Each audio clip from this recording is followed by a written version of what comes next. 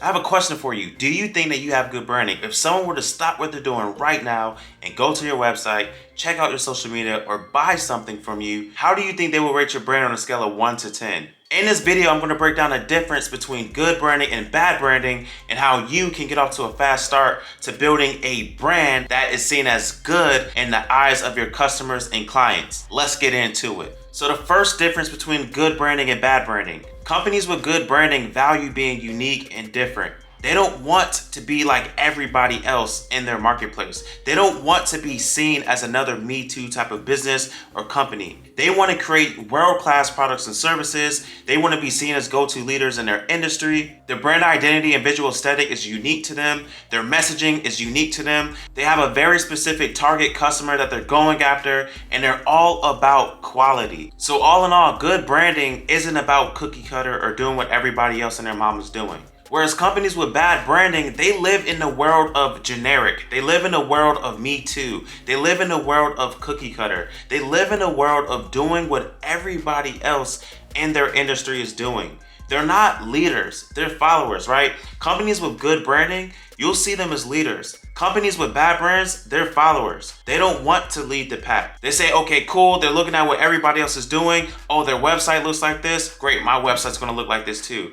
Oh, this is what the products and services look like as a whole, what my industry is offering. Okay, I'm gonna offer the same type of products and services.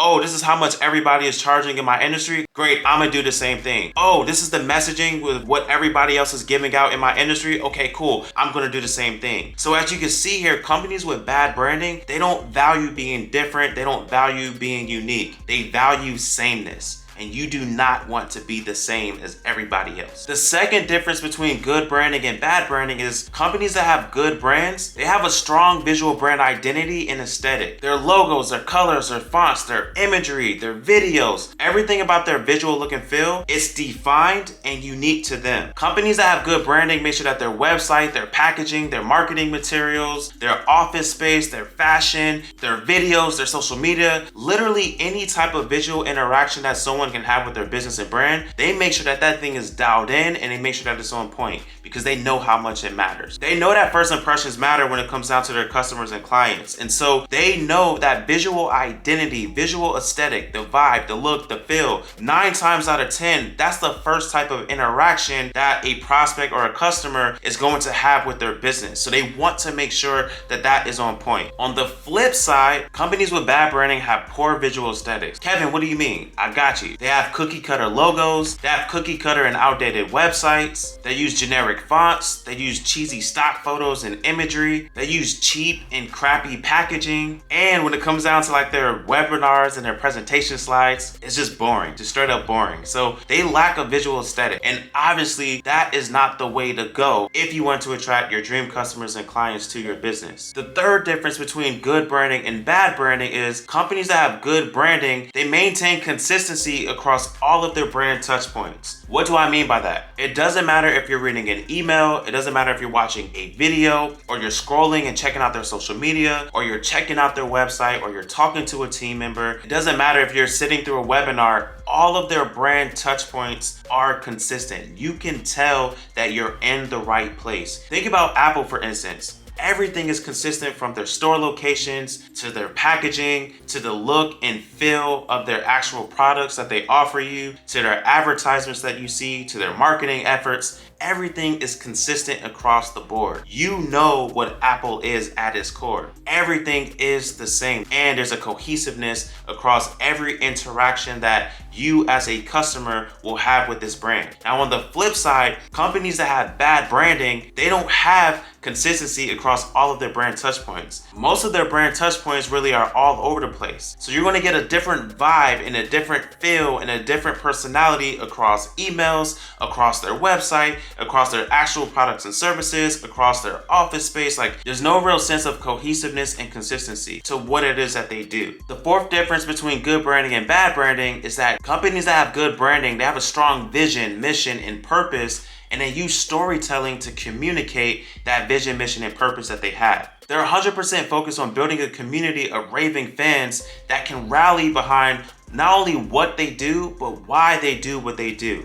And they use storytelling to, again, build that genuine connection and relatability and that relationship with their community, with their prospects, with their customers, and with their clients. The stories that they're telling motivate, inspire, relate, and engage the communities that they're building. Companies with bad branding, on the other hand, a lot of these companies don't know what their vision is. They don't know what their mission is. They don't know what their purpose is. They don't have a strong why behind why they do what they do. They literally just have a product or service and they're trying to market it and get it out there to the marketplace. But as far as connecting, as far as being relatable, as far as building relationship, they don't even know where to start. They don't even know how to do any of that. So you want to make sure that if you want to build a good brand, you are focusing on building that relationship with your audience. You're focusing on community, and you're really honing in on the vision, mission, and purpose of what it is that you're doing, why you're doing what you're doing, and then leveraging storytelling to tie everything together. I'm about to share with you the fifth and final difference between good branding and bad branding. But before I do, be sure to smash that like button and drop a comment below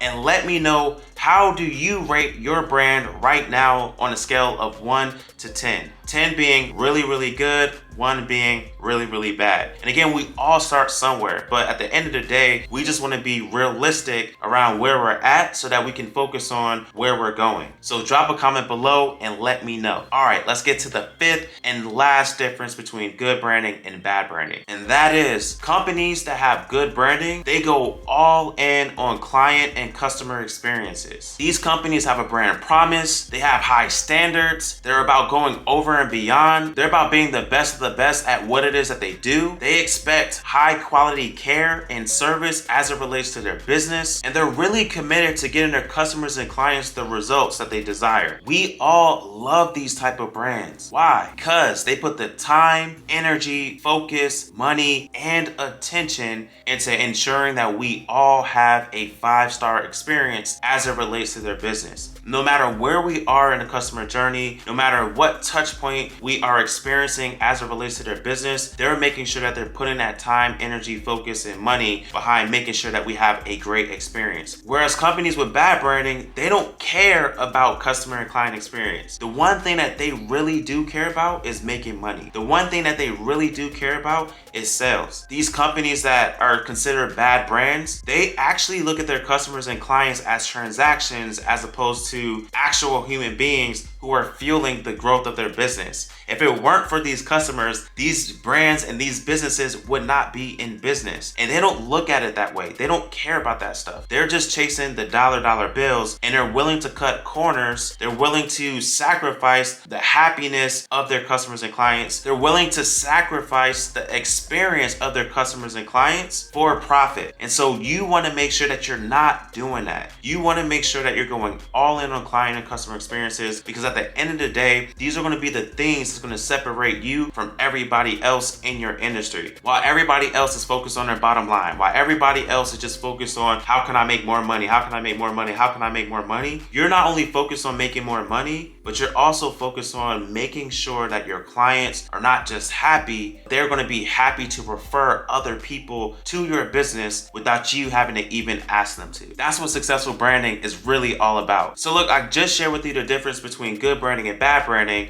and I also share with you the different tips and strategies that you can implement to help take your brand to the next level. So not only that you attract the right people to your business, but also that you can create a business that you're proud of, and so that you can have a business that's sustainable for the long term. These bad branding practices kill your business. These good branding practices will help you not just grow your business, but help you stay in business. If you really enjoyed this video and you found it helpful, you're really gonna love these videos right here. Until next time, I'll see you in the next video.